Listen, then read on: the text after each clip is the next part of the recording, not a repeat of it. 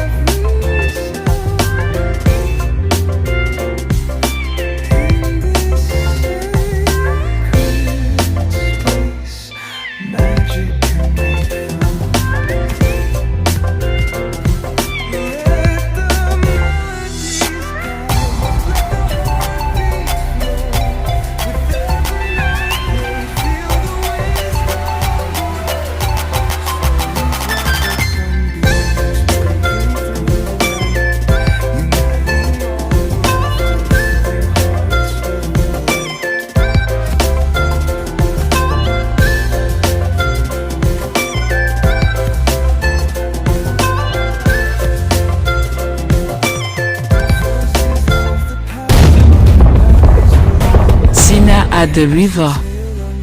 Kneeling at the riverbank, Zina did not tremble. Her hands pressed into the mud as if feeling the pulse of her ancestors. The staff beside her shimmered with a quiet power, waiting not to strike, but to answer the call. Zina, inner monologue, whispered, "I am not just her daughter. I am her voice, her vessel, her vengeance and her peace." She knelt, not in surrender, but in sacred stillness.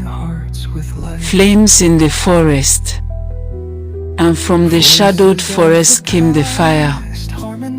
First, a flicker, then a roar. Trees lit like torches in a procession of rage. And in their center, Yole, no longer flesh alone, but fury itself, wrapped in smoke and scorn. Yole, echoing, "You will not erase me. I was chosen once." Rage walked on two legs and bore a name. Yole. Mola confronts Yole. But from the burning trees, a figure emerged, not with fire, but with fear. Mola, ash-stained, heart-heavy. She stood before Yole, not as servant, but as a sister. Mola, trembling, "I followed you, not because I believed, but because I was lost." Yole, seething, "Then burn with the rest of them." But Mola kneels, placed his hand on the earth, and declared, "I am done choosing fire. Today, I choose truth." A fallen daughter stands. The confrontation begins. Zina stepped forward, the river's mist calling at her feet. She raised her eyes, not in defiance, but in understanding. This was not just a fight of power, but of pain. "Zina, calm, firm. I never stole your place, Yole. I inherited a wound I did not create. Two paths, one destiny. The first strike." Yole's arms flared wide, and the fire answered like a beast unleashed. Flames surged. Trees bent. The air itself cracked. "I warned you," Yole hissed, her voice like cracking wood. "You opened the floodgates. You disturbed what must stay buried." Zina did not flinch. Her voice was calm. "Truth cannot drown. Not forever." She stood firm, thrusting her staff into the soil, summoning a wave of riverlight that surged upward, cool and commanding. When fire rose, water responded, not with fear, but with grace. The spirits watch. The sky darkened, not from clouds, but from memory. The ancestors leaned close. The drums of the past began to throb beneath the soil. Above them, the veil of the world thinned. Ancestors circled in glowing wind, neither intervening nor ignoring. Their eyes held grief and hope. For both women were daughters of the same root. Even the spirits paused to witness this reckoning. Yole raised her hands and fire leapt. Not ordinary flame, it screamed, it wept, it remembered. It twisted into snakes and spiraled toward Zina. But Zina whispered, and water rose. It danced like silk, glistened like stars. and met fire with a hiss that shook the sky. The second, not just in body, but in spirit. Old wounds split open. Old lies bled out. With every clash, the village saw the past. The betrayal of elders. The silencing of women. The child Zina lost. The price Yole paid for power. The river surged. The earth cracked. The fire roared. The wind howled. Zina's inner trial. Inside Zina's heart, the fire burned too, not from Yole, but from doubt. The fear of failing her mother, of breaking the chain. But from that fire came something else, clarity. I do not fight to conquer. I fight to restore. Zina whispered. Her battle was not to destroy, but to heal. Mola's redemption. Mola ran, not from fear, but toward the flame. She stood between her sister and the inferno, arms spread. Mola, yelling to Yole, end this or end me. But I will not let you burn what we were meant to build. Yole hesitates. Her flames waver. Even fire pauses when met with sacrifice. The shift.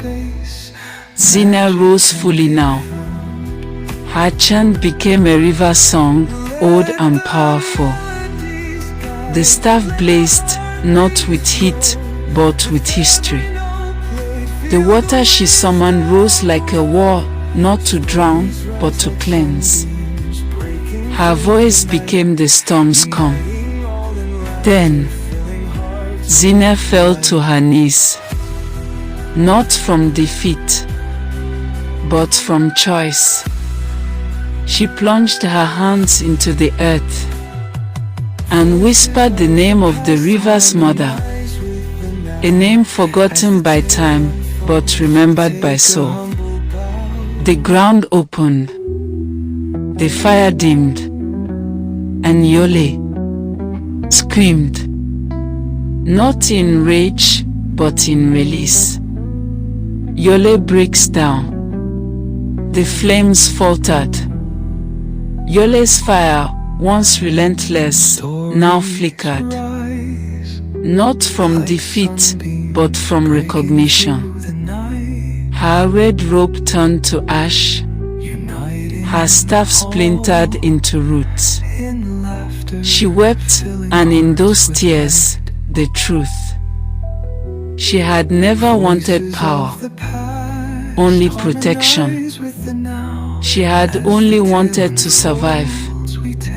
Her face twisted, not in rage, but in sorrow. Her knees met the earth. I only wanted to matter.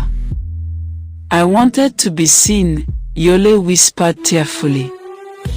Even fire weeps when it remembers who it was. Zina walked to her, held her, and the river rose, not to drown, but to baptize. That night, Umuola saw no stars, only the glow of two spirits, one fading, one rising, and Mola, young and trembling, felt something stir inside her, a spark, a ripple, a beginning, because when fire meets water, it is not always war. Sometimes it is rebirth.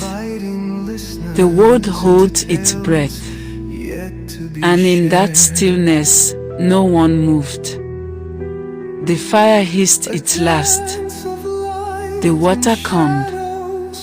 Two women remained, one drenched, one drained, but both reborn. And behind them, Mola, finally whole. Sometimes, the strongest force is forgiveness. But just as peace settled, the river rippled again. Not in joy, not in warning, but in grief. A voice echoed, not Zina's, not Yole's, but someone older. Older than the river, older than the fire. Ancient voice, distorted, from a distant echoed. The reckoning is not over. Something sleeps beneath the riverbed, and it is waking. This tale flows on. What was healed may yet be tested. What rose may yet fall. And what sleeps may yet awaken. Will Zina's peace hold? Will Mola's redemption last? Will Yole rise again in a new form? Your answers are in part 10. Subscribe to Temple Timeless Tales for stories that stir your soul and legends that never fade. Insight to part 10, The Healing Earth. There comes a moment, after the fire has faded, after the waters have stilled, when the earth, silent and scarred, begins to breathe again. But not all scars are visible. Not all battles end with peace. This is the hour between endings and beginnings, where spirits whisper through roots, and truth, long buried beneath pain, rises like morning mist from the soil.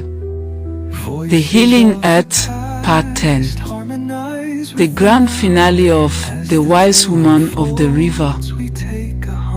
Zina has faced the flame. She has tamed the river.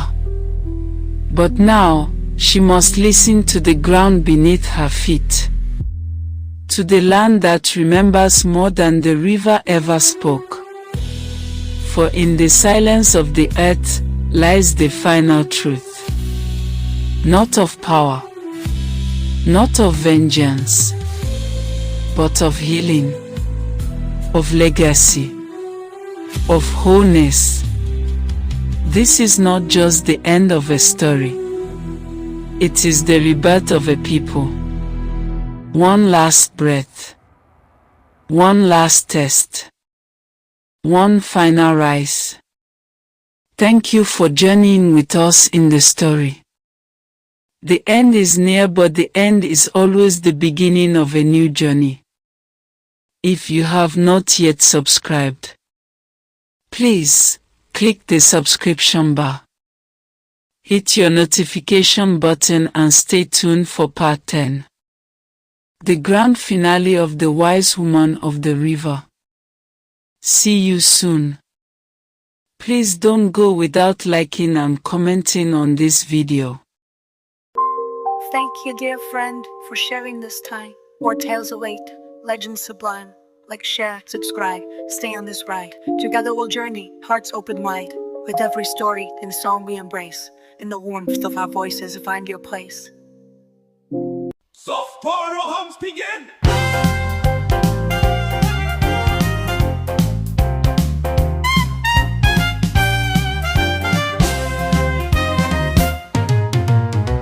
Echoes of wisdom, stories untold, legends of old, in voices bold. Temple Timeless Tales, where magic unfolds, adventure awaits in every fold. Joyful hums fade, join the journey, let the magic behold.